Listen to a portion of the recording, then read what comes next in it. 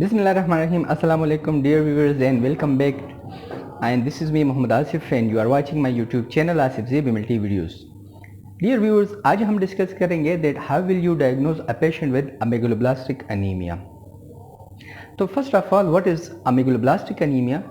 Megaloblastic anemia basically वो अनीमिया है जिसमें बोन मेरो में मेगलोब्लास्ट नज़र आते हैं. And what is megaloblast? Megaloblast अगर हम नॉर्मल एरिथ्राइड सेल्स को देखें और उसके प्रिकर्सर सेल्स को देखें तो प्रिकर्सर सेल्स नॉर्मली हमें छोटे छोटे नज़र आते हैं, although they are large cell as compared to WBCs, as compared to RBCs, they are larger cell, लेकिन उसका एक खास साइज है. इसी तरह न्यूक्लियस का भी एक खास साइज होता है.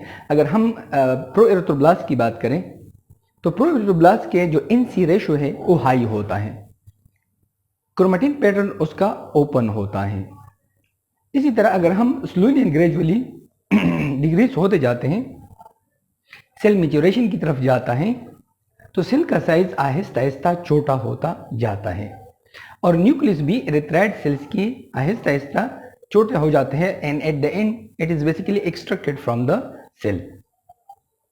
अब मेगलोब्लास्ट नॉर्मल जो एरिथ्राइड प्रिकर्सर है जैसे प्रोएरिथ्रोब्लास्ट, अगर प्रोएरिथ्रोब्लास्ट जो नॉर्मल प्रोएरिथ्रोब्लास्ट है उसका साइज बढ़ जाए तो हम उसको फिर कहते हैं मेगलोब्लास्ट कहते हैं, जिसमें न्यूक्लियर टू साइटोप्लाज्मिक जो रेशो होती हैं वो डिस्टर्ब हो जाती हैं और इसमें डीएनए मैच्योर नहीं हो पाता, इसलिए न्यूक्लियस भी इमैच्योर ही रहता है और बड़ा लगता है.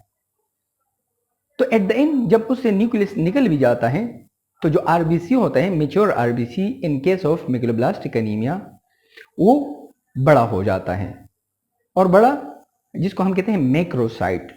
तो इसलिए megaloblastic anaemia is a type of macrocytic anaemia, क्योंकि इसमें MCV मोर देन 96 फेम/लीटर हो जाती है, इसलिए हम इसको टाइप करते हैं as macrocytic anaemia. So first of all, what is megaloblastic anemia? Again, megaloblastic anemia is basically a type of pancytopenia number 1. Number 2, जिसमें पेरिफेरल स्मेयर में मैक्रोसाइट और स्पेशली ओल मैक्रोसाइट नजर आते हैं.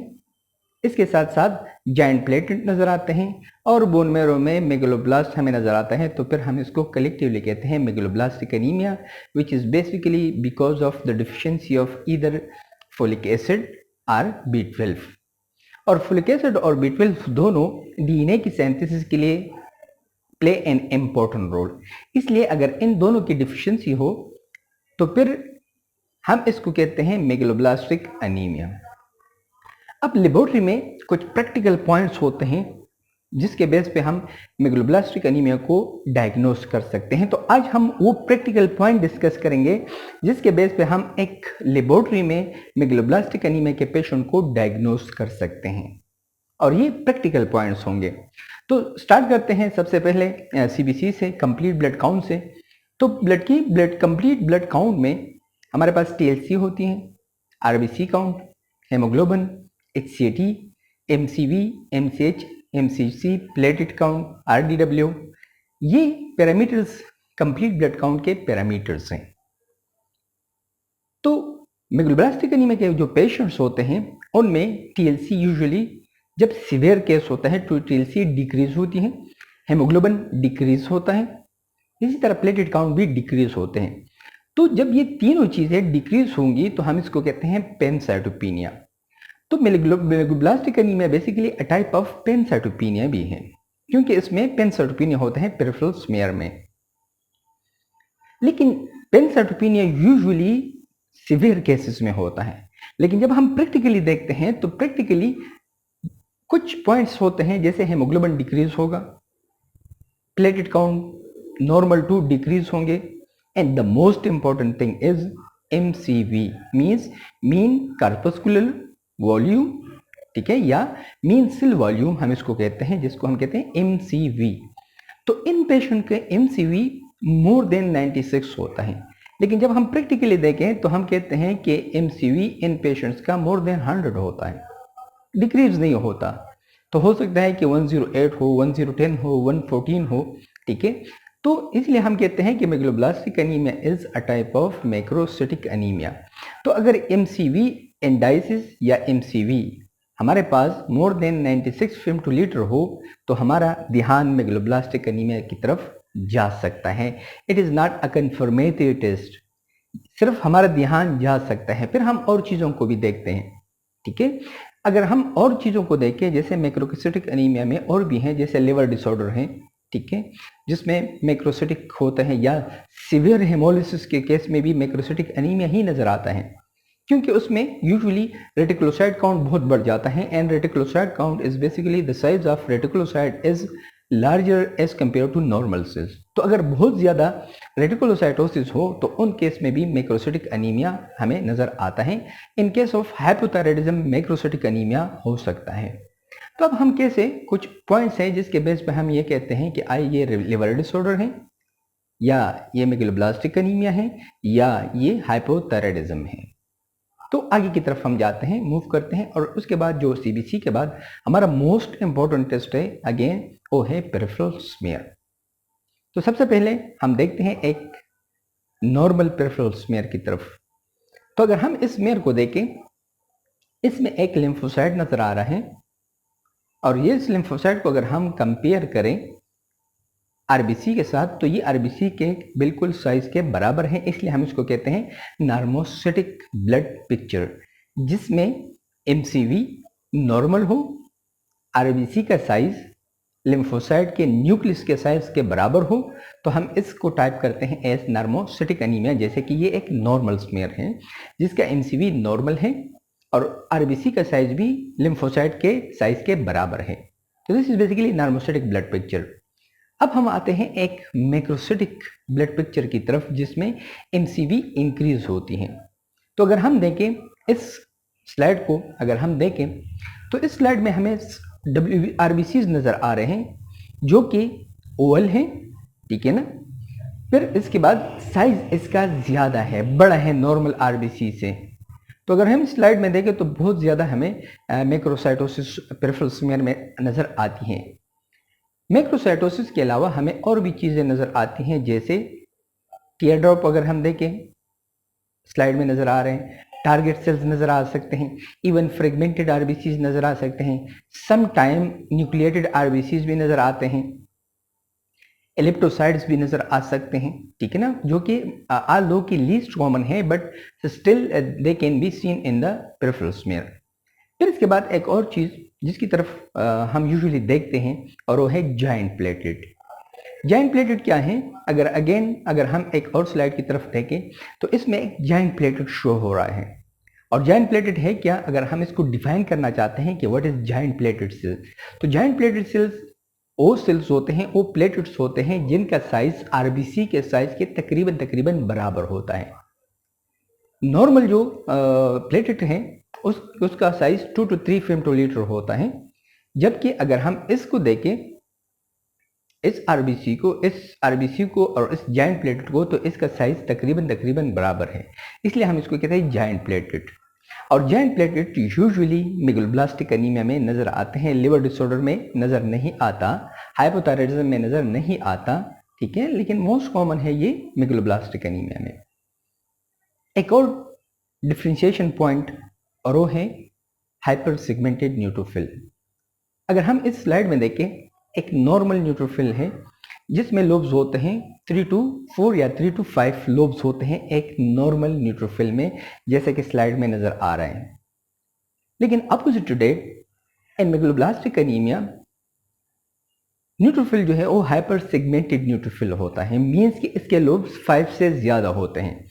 तो अगर आप एक पेरिफेरल स्मीयर देख रहे हैं और उसमें न्यूट्रोफिल के लोब्स जो कि हाइपर सेगमेंटेड न्यूट्रोफिल हो वो मोर देन 5% हो, तो इट मीन्स कि this patient is suffering from megaloblastic anaemia. But again this is not a confirmatory. ये एडिशनल चीजें हैं जिसके बेस पे हम कह सकते हैं कि ये मेगलोब्लास्टिक एनीमिया हो सकता है, but it is not confirm yet unless and until we perform a test which is known as diagnostic test। फिर इसके बाद हम बोन मैरो की तरफ जाते हैं। तो अगर हम देखें बोन मैरो में, तो हमें कुछ सेल्स नजर आते हैं जिसका न्यूक्लियस बहुत ही ज़्यादा ओपन है, मीन्स ओपन क्रोमेटिन के साथ है, साइटोप्लाज्म कम है। अगर न्यूक्लियस को हम देखें तो इसमें बाज़ औक़ात जो प्रोएरिथ्रोब्लास्ट होते हैं उसमें न्यूक्लियोलाई भी नज़र आते हैं। तो अगर हम स्टेज बाय स्टेज इसको देखें तो स्टेज बाय स्टेज इन सेल्स का साइज बड़ा होता है, इसलिए हम इसको कहते हैं मेगेलोब्लास्ट। मेगेलो मीन्स बड़ा, ब्लास्ट मीन ब्लास्ट, ठीक है ना। चाहे एरिथ्रोब्लास्ट हो, चाहे माइलोब्लास्ट हो, उन सबको हम कहते हैं ब्लास्ट कहते हैं। Lymphoblast is also a type of blast, ठीक है। इस तरह erythroblast this is also a type of blast cell. इसके अलावा मेगेलोब्लास्ट के अलावा अगर हम न्यूट्रोफिल के सीरीज को देखें और उस सीरीज में एक सेल है जिसको हम कहते हैं बैंड सेल। तो बैंड सेल्स के जो यू शेप टाइप उसका न्यूक्लियस होता है, यू शेप, तो उसके जो एंड्स होते हैं ये मोटे हो जाते हैं। बाकी जो यू है वो बिल्कुल यूनिफॉर्म होता है, लेकिन इसके जो एंड होते हैं न्यूक्लियस के, जैसे यू है, ये यू शेप है, इसका ये एंड है और इसका ये एंड है, तो ये एंड इसके बड़े हो जाते हैं जिसको हम कहते हैं giant band cells, giant band cell, ठीक है ना। इसी तरह जाइंट मेटामाइलोसाइट ये भी नजर आते हैं जो कि WBC का सीरीज है। बाकी बोन मैरो हाइपर सेल्यूलर होती हैं और आयरन स्टेन इन पेशेंट्स का पॉजिटिव होता है, मीन्स कि आयरन स्टेन पॉजिटिव का मतलब यह है कि there is sufficient amount of iron content present in the bone marrow. अब हम जाते हैं और चीज़ों की तरफ। फॉर एग्जांपल हम बात करते हैं केमिस्ट्री में, तो केमिस्ट्री में एज सच अगर एक इंडिविजुअल है उसको लिवर एबनॉर्मेलिटी है तो उसके जो लिवर प्रोफाइल है वो इंक्रीज हो गया, लाइक ALT इन इंडिविजुअल्स के इंक्रीज होते हैं, ठीक है ना। और भी हमारे पास लाइक बिलिरुबिन बाज़ पेशेंट्स के इंक्रीज होंगे। इसी तरह और जो लिवर एंजाइम है SGOT है, ठीक है ना, वो भी इन इंडिविजुअल्स के रेस होंगे, लेकिन किन इंडिविजुअल्स के, जो कि लिवर डिसऑर्डर के पेशेंट्स होते हैं, not in megaloblastic anaemia. Megaloblastic anaemia में ये चीज़ें नॉर्मल होते हैं, लाइक ALT इनका नॉर्मल होगा, बिलिरुबिन नॉर्मल टू इंक्रीज होगा, क्योंकि megaloblastic anaemia is again a type of haemolytic anaemia, और हेमोलिटिक एनीमिया में बिलिरुबिन इंक्रीज होता है, तो नॉर्मल टू इंक्रीज हो सकते हैं मेगलोब्लास्टिक एनीमिया के पेशेंट्स में। अब हम डायग्नोस्टिक टेस्ट की तरफ जाते हैं। तो डायग्नोस्टिक टेस्ट इनका फोलेट और विटामिन B12 लेवल है कि अगर हम एक इंडिविजुअल्स के सीरम फोलिक एसिड या सीरम विटामिन B12 लेवल देखें तो उससे हमें अंदाज़ा होगा कि ये patient is actually a patient of megaloblastic anaemia. तो डायग्नोस्टिक टेस्ट फोलिक एसिड और विटामिन B12 लेवल है। अच्छा, एक और चीज़ यहाँ पर मैं बताता चलूँ कि बास मेगलोब्लास्टिक एनीमिया को हम कहते हैं mask megaloblastic anaemia. Mask megaloblastic anaemia usually वो एनीमिया होते हैं जिसमें MCV नॉर्मल होती हैं, लेकिन मेगलोब्लास्टिक एनीमिया के साथ साथ उनमें डेवलप हो जाते हैं आयरन डिफिशिएंसी एनीमिया, और दोनों जो एनीमियाज हैं उनको हम कहते हैं न्यूट्रिशनल डिफिशिएंसी एनीमिया। तो मेगलोब्लास्टिक एनीमिया अगर हम देखें तो उसका MCV इंक्रीज होता है, लेकिन आयरन डिफिशिएंसी में is a type of microcytic hypochromic anaemia. तो अब क्या होगा, what will happen in this case, that if a patient is suffering from megaloblastic anaemia as well as from iron deficiency anaemia, तो उनका MCV, इन patients का MCV usually normal होता है। लेकिन जब हम पेरिफेरल स्मीयर में देखते हैं, again peripheral smear is very important test जिसमें हम RBC की शेप, उसका साइज, उसको देखते हैं। तो जब हम इन इंडिविजुअल्स को पेरिफेरल स्मीयर को ऑब्जर्व करते हैं तो हमें मुख्तलिफ किस्म के पॉपुलेशन ऑफ सेल्स नजर आते हैं, लाइक माइक्रोसाइटोसिस होगी, हाइपोक्रोमिया होगा, एलिप्टोसाइटोसिस होगी, टीयर ड्रॉप्स होंगे, ओवल मैक्रोसाइट्स होंगे, फ्रेगमेंटेड RBCs होंगे। तो ये सेल्स हमें ये शो करती हैं कि ये individuals megaloblastic anaemia plus iron deficiency anaemia का पेशेंट है। तो अब क्या होगा, इसकी ट्रीटमेंट हम कैसे करेंगे? ट्रीटमेंट ये होगी कि इनको तीनों चीज़ें हम प्रोवाइड करेंगे, लाइक आयरन भी, फोलिक एसिड भी और विटामिन B12 भी। एक और चीज़ जो कि बहुत ही इंपॉर्टेंस रखती है कि जब भी आपने एक पेशेंट की ट्रीटमेंट करनी होती है जो कि न्यूट्रिशनल डिफिशिएंसी एनीमिया होते हैं, लाइक आयरन डिफिशिएंसी एनीमिया, तो अब मैं मल्टीविटामिन्स उनको तीनों प्रोवाइड करनी है। क्योंकि लेट सपोज कि अगर एक इंडिविजुअल मेगलोब्लास्टिक एनीमिया का पेशेंट है आप उनको फोलिक एसिड या B12 प्रोवाइड करते हैं तो सेल का साइज, सेल जो ग्रोथ है वो स्पीड से हो जाती है। तो इसलिए इसको हाई कंटेंट ऑफ आयरन भी रिक्वायर्ड होता है। तो अगर एक डॉक्टर या फिजिशियन उसको आयरन प्रोवाइड नहीं करता लेकिन सेल अगेन मल्टीप्लिकेशन उसका स्पीड अप है तो उसको मोर आयरन रिक्वायर्ड होता है, तो चांसेस है कि इन इंडिविजुअल्स में आयरन डिफिशिएंसी एनीमिया डेवलप हो जाए।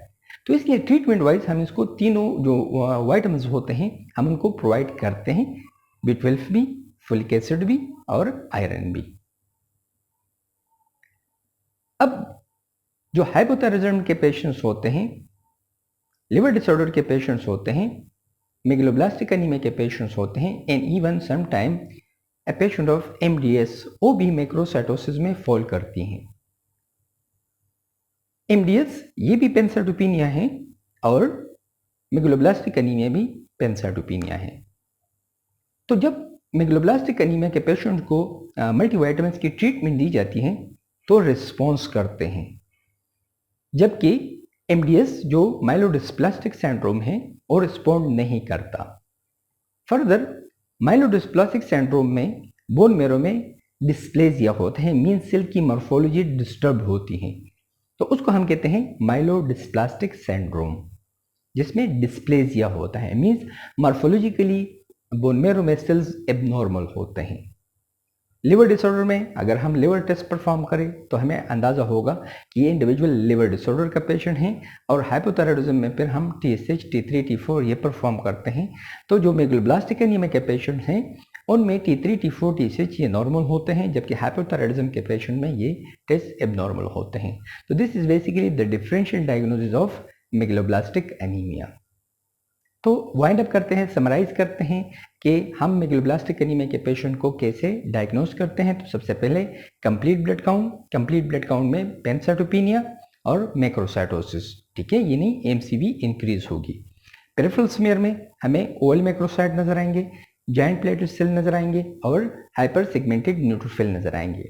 बोन मैरो में मेगलोब्लास्टिक एरिथ्राइड सेल्स नजर आएंगे, इसी तरह जाइंट बैंड सेल और जाइंट मेटामाइलोसाइट नजर आएंगे। जबकि जब हम इन पेशेंट्स की डायग्नोसिस करते हैं, परफॉर्म करते हैं डायग्नोस्टिक वाइज, तो विटामिन B12 और फोलिक एसिड लेवल हम इन इंडिविजुअल्स का परफॉर्म करते हैं। तो उम्मीद है कि आज की वीडियो आपको पसंद आई होगी। वीडियो को लाइक कीजिएगा। Thank you so much. This is me Mohammad Asif Zeb and अस्सलामु अलैकुम।